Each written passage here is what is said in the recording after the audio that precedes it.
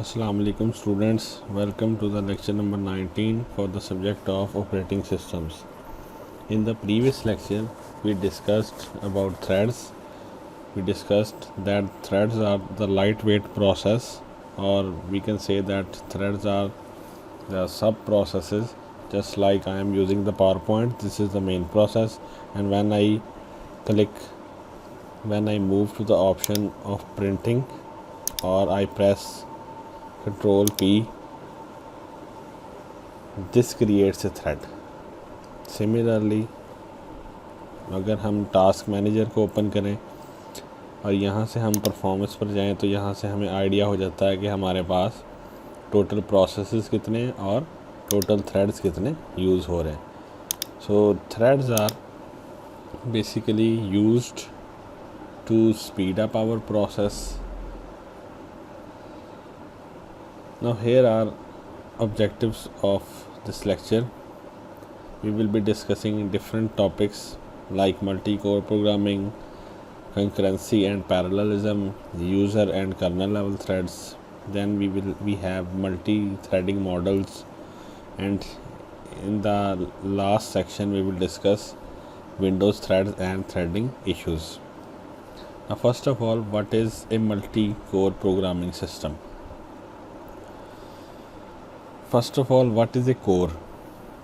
All the latest processors are multi-core processors. Like we say, we have a dual-core processor, we have a quad-core processor, we have hexa-core, octa-core processors. In a multi-core processor, we have a single processing chip, but the single processing chip has multiple layers of processing cores. So you physically get one single processor. This single processor contains multiple processing cores. However, in multiprocessor system, we get multiple processing chips or multiple processors separately. So in multi-core or multiprocessor systems, our main idea is to do processing on multiple things. In multiprocessing environment, we are actually executing different programs on different processors. Similarly, in multi-core processors, we are executing multiple threads on different cores. So in order to manage these things, programmers and operating system developers has to face or counter different things, and these things include dividing activities, how to decide the assignment of a task. जैसे हमारे पास हमने 10 एक process create किया, तो सबसे पहले हमें ये डिसाइड करना पड़ेगा कि इसको हमने किस प्रोसेसर की तरफ भेजना, ताकि उनका लोड भी बैलेंस रहे और सिस्टम की परफॉर्मेंस भी डिग्रेड ना हो. Second thing is obviously the load balancing. तो हम इंश्योर करते हैं कि कोई भी प्रोसेसर जो है वो ना ओवर यूटिलाइज रहे ना ही अंडर यूटिलाइज रहे. तो हमें लोड बैलेंसिंग करनी पड़ती है, push migration and pull migration. Then we also have to split the data across multiple processors. Similarly, if we have multi-threaded application, now we know that threads work on same sort of data, so we have to split the data. So this issue has to be controlled by the operating system. Then we have data dependency. Data dependency को हमें control करना पड़ता है. And the last one is testing and debugging. Now, what is the difference between parallelism and concurrency? Parallelism implies a system can perform more than one task simultaneously. Have a look at this example. Now, this is parallelism. We have a multi-core system which has 2 cores, so we have a dual core system, and we have multiple threads T1, T2, T3 and T4. Now you can say that at time T0, the core 1 is executing the thread T1, while at the same time the core 2 is executing the thread T2. So this is parallelism. Similarly, if we can replace this core by a CPU 1 and CPU 2, we can say that on CPU 1 we have process 1 running and CPU 2 we have process P2 running. So this is parallelism on a multi-core system. Now, what is concurrency? Concurrency supports more than one task making progress. So in concurrency, we usually consider the single core processors. Just like this example, we have a single core system and this is the concurrent execution. It's just like the round robin scheduling, that at time 0 there is only thread that is running, at time 1 we have another thread running while T1 is in the pause state. So this process goes on in this fashion. So it is a bit like the round robin scheduling, or you can say that operating system is dividing the CPU time among different threads. So this is a little bit about concurrency and parallelism. लेकिन parallelism को हम ज़्यादा multiple processors पर भी consider करते हैं कि एक प्रोसेसर पर एक टास्क है, तो अगर हमारे पास दो प्रोसेसर हैं तो एट अ टाइम दो प्रोग्राम रन कर रहे होंगे. Now what are the different types of parallelism? The first type is the data parallelism and the second type is the task parallelism. Now what is data parallelism? In data parallelism, the data is distributed across multiple cores, same operation on each core.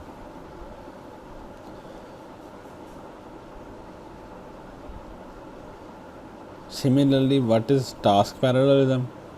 In task parallelism, we distribute threads across each core while each thread performing a unique operation. So you can say that कि data parallelism में हम क्या करते हैं कि हमारे पास multiple course हैं लेकिन हर कोर पर सेम थ्रेड एग्जीक्यूट हो रहा है लेकिन डाटा डिफरेंट है. सो इस सिचुएशन में क्या होगा कि हमारे पास जो टास्क है वो डाटा इंटेंसिव टास्क है, हमारे पास बहुत ज़्यादा डाटा, लेकिन उस डाटा को हमने प्रोसेस सेम वे में करना.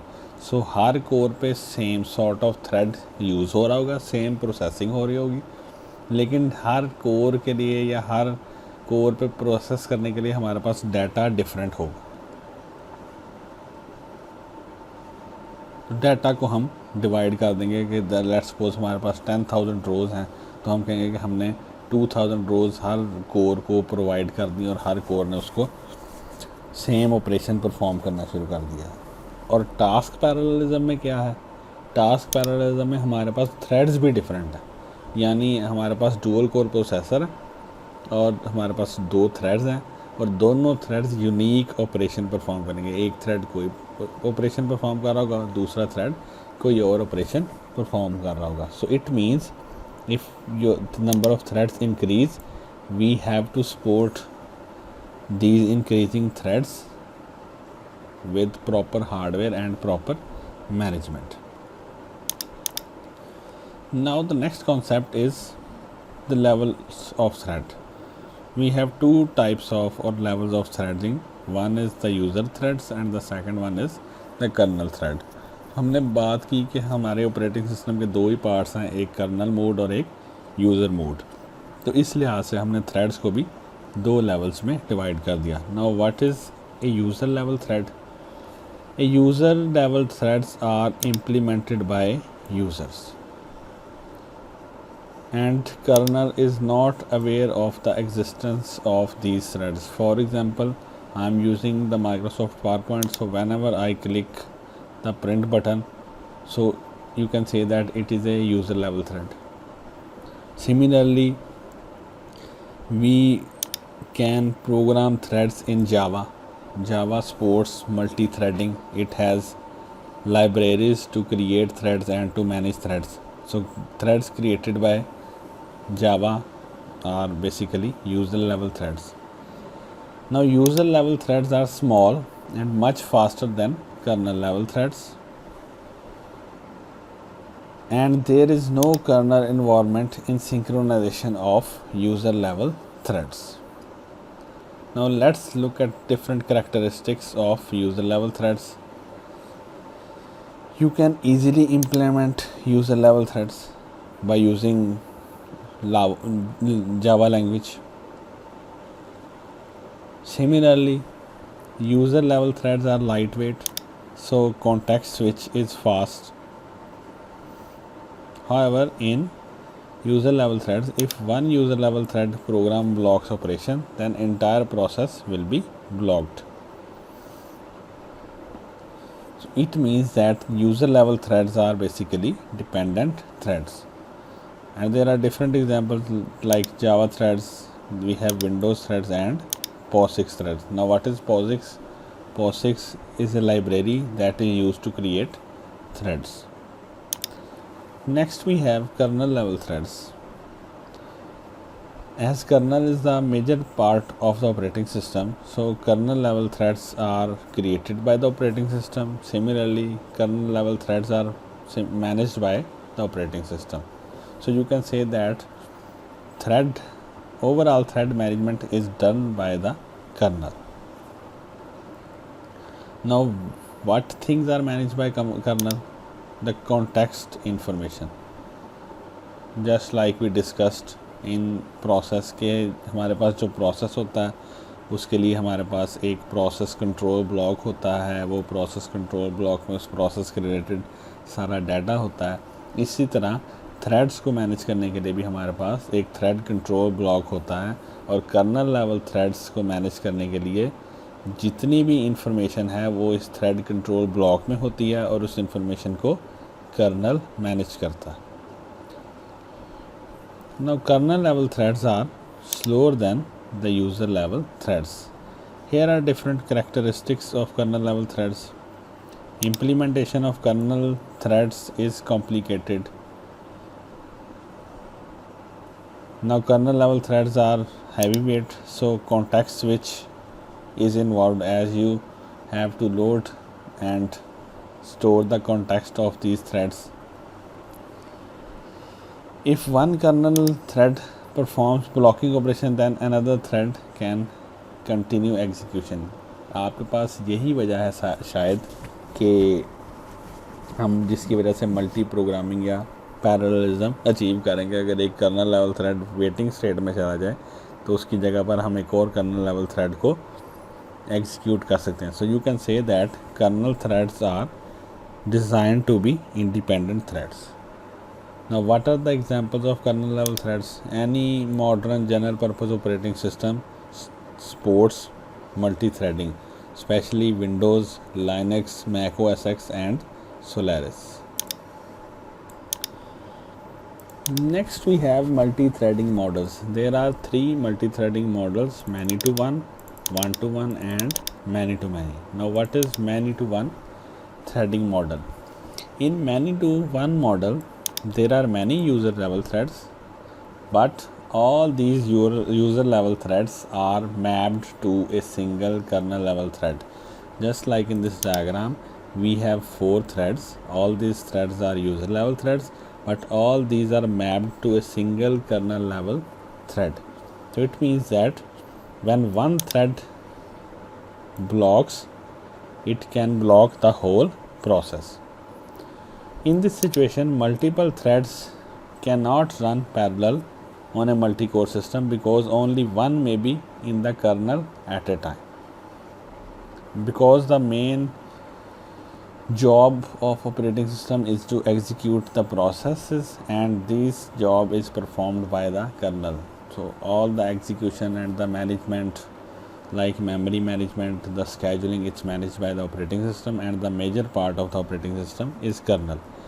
So you can say that the execution of these threads is managed by the kernel, so only one thread can execute at a time.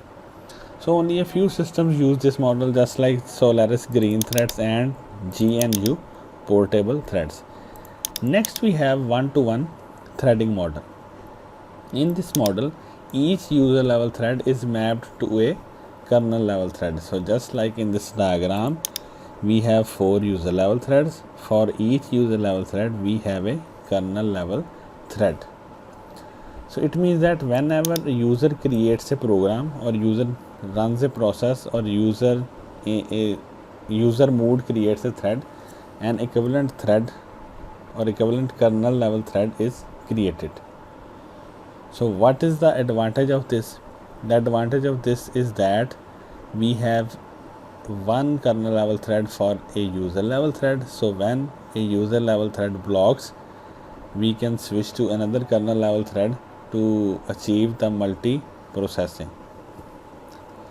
Now Windows, Linux and Solaris 9 and later are using this model. Now we have many-to-many multi-threading model. In many-to-many multi-threading model, we have multiple user level threads and multiple kernel level threads.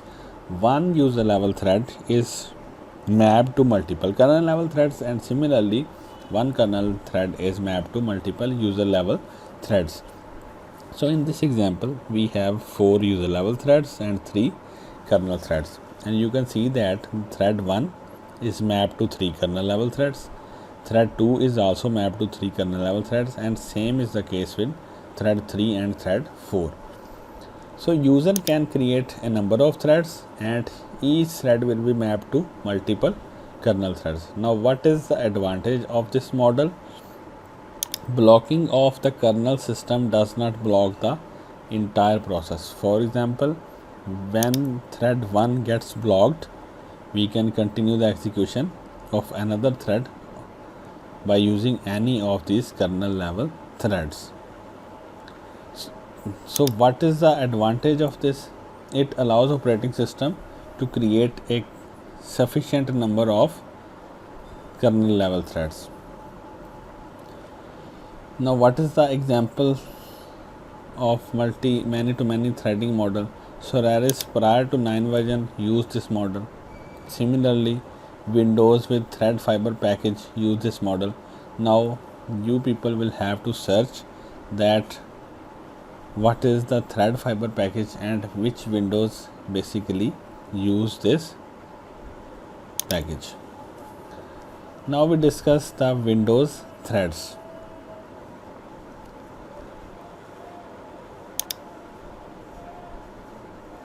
Now every Windows has a window API. Now what is API? API is the application program interface.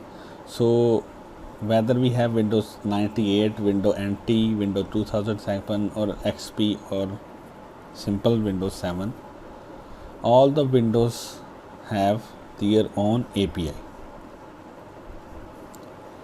Now what this API does? This API does one-to-one mapping. It means that for each user level thread, the API creates kernel level threads. Now the Windows threads contain different things, just like a thread ID. Just like in processes we have process ID, similarly in Windows threads we have thread ID. Secondly, threads also perform some sort of operation or some sort of processing. So threads will also need different values to perform these operations. These values are stored in registers for processing. So threads also have their register states, just like program counter, instruction registers and different accumulating register values.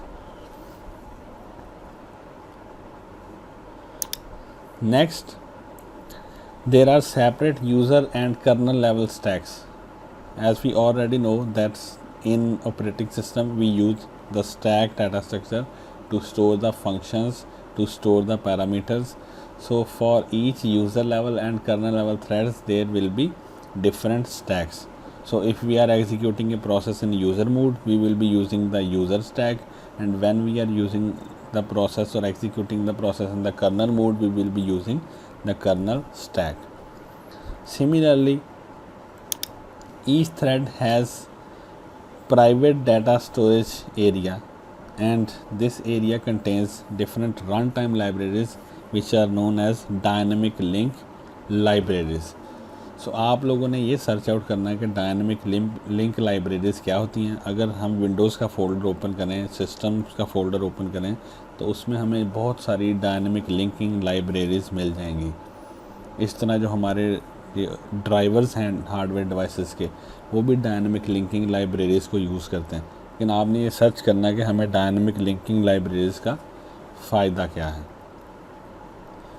Next we have the context of the thread. Now what is the context of the thread?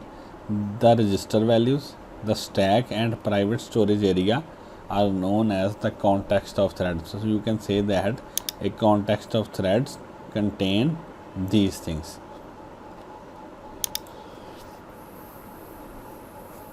Now what are the data structure of the thread?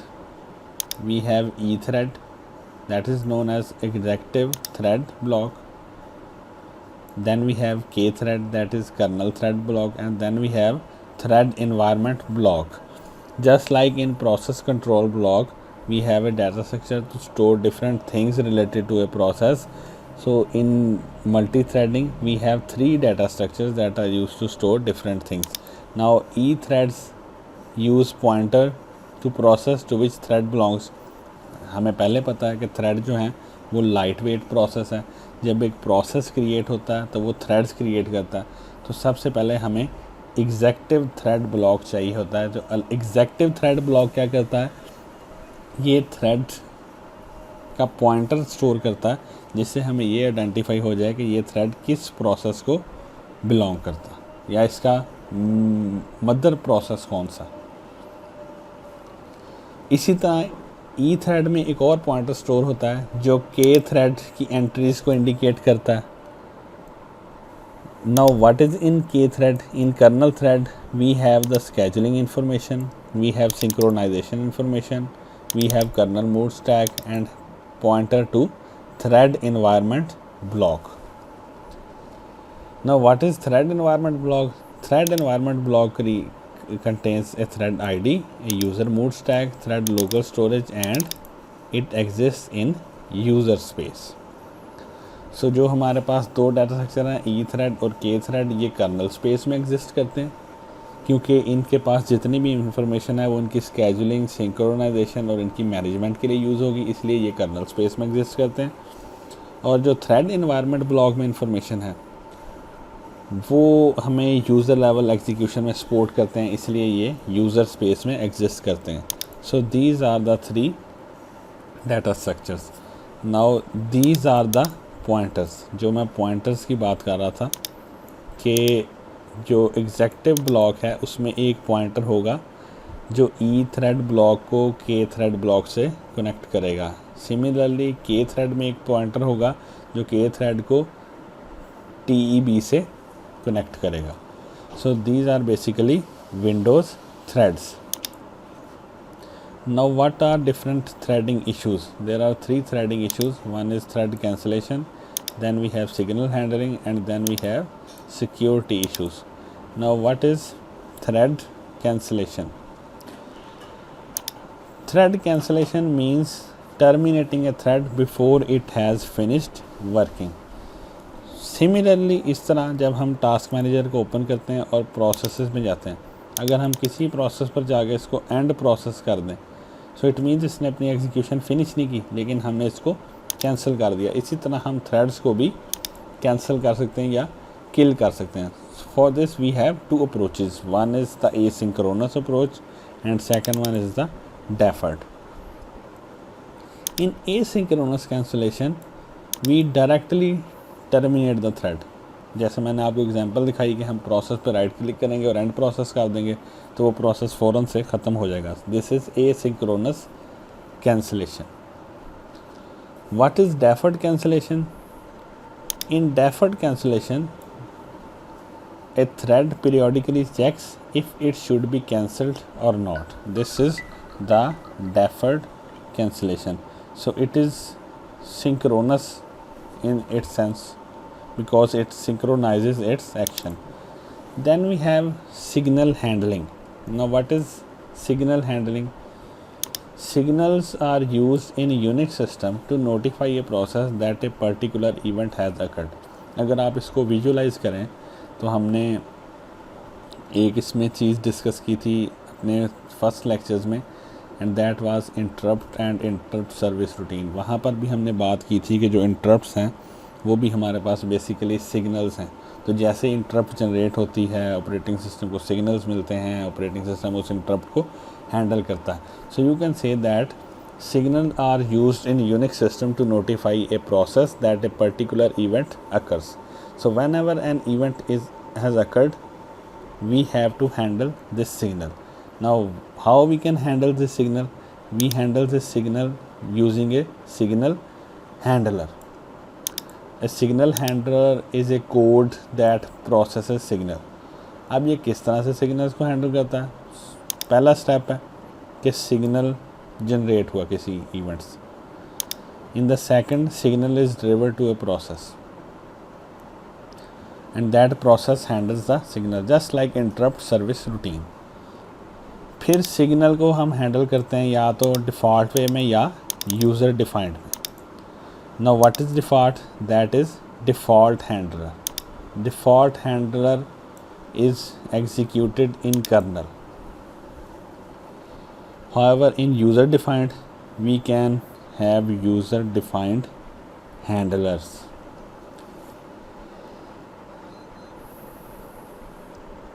So user defined signal handler can override the default. So you people go to internet and search out the concept of overriding. Object oriented programming में overriding का एक concept होता है जिसके through हम एक function को override कर सकते हैं इन सब क्लास। सो आपने ये ओवरराइड का कॉन्सेप्ट अंडरस्टैंड करना है कि ओवरराइडिंग बेसिकली होती क्या है। In simple words you can say that we have user defined handler that are exact match of a default handler. So whenever a signal is generated and we want to handle it using the user defined handler, in this case the default handler will not be executed. User defined handler will be executed.